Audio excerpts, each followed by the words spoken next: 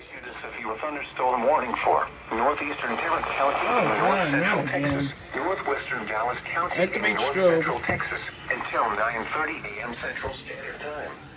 This just happened. Central Standard Time. A severe thunderstorm was located over Eunice, moving northeast at 45 miles per hour. Hazard 65 miles per hour wind gusts. Source: radar indicated. Sighting and trees.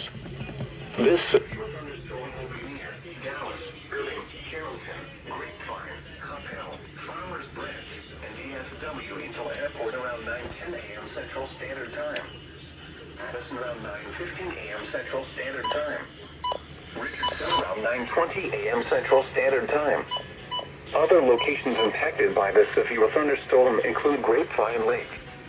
This includes the following highways: Interstate 35E between mile markers 433 and 445. Interstate 30 near mile marker 28. For your protection, get inside a sturdy structure and stay away from windows.